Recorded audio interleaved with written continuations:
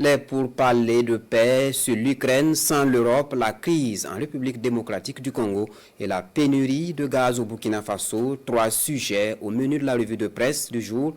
Revue de presse signée Bienvenue Tansa. La SONABI, priée de multiplier ses dépôts dans les régions et provinces dans la crise actuelle liée à la pénurie du gaz butane et aux hausses tarifaires dues à la spéculation effrénée, perturbe profondément les habitudes et les besoins de la population. Le journal Le Quotidien souhaite des actions fermes pour mettre fin au déséquilibre constaté et garantir un approvisionnement stable et régulier. Pour ce quotidien, il urge pour la société burkinabé des hydrocarbures de renforcer ses capacités logistiques, non seulement pour garantir une disponibilité constante du gaz, mais aussi pour éviter les ruptures de stock qui plongent les citoyens dans l'incertitude. Par ailleurs, le journal Le Quotidien prône plus de dialogue et de transparence entre la SONABI et les revendeurs pour anticiper les besoins du marché et prévenir les tensions. Au-delà des mesures dites ponctuelles, le quotidien espère un effort de structuration du secteur pour offrir aux Burkinabés une solution pérenne, juste et adaptée à leurs besoins vitaux.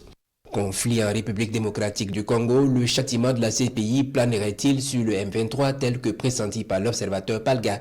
L'Obs qui rappelle que Bukavu, la capitale du Sud Kivu, est tombée dimanche dernier aux mains du mouvement du 23 mars qui n'a pratiquement rencontré aucune résistance, souligne-t-il.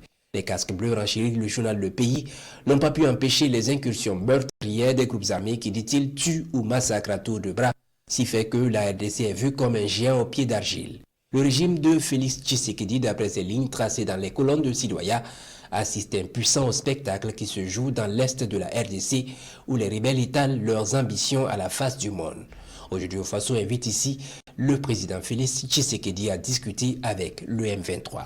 L'Europe est-elle aussi en quête de souveraineté? C'est l'Express du Faso qui nous soumet à cette interrogation. Dans une dynamique de retour de la paix en Ukraine, l'Europe, selon le constat de ce journal, est laissée sur le carreau. En effet, les négociations de paix entamées hier en Arabie Saoudite entre chefs de la diplomatie russe et américaine constituent pour lui une illustration. Prise au dépourvu, souligne l'Express du Faso, l'Union européenne tape des pieds et des mains pour se faire accepter à la table des négociations. Pris de panique selon ce journal, les dirigeants européens, je cite, ont désormais des soucis quant à leur sécurité sans le parapluie de l'oncle Sam dont ils doutent désormais de la fiabilité en tant que partenaire. Maintenant, poursuit l'Express du Faso, ces dirigeants clament à l'unisson la main sur le cœur pour une indépendance et une souveraineté de défense européenne.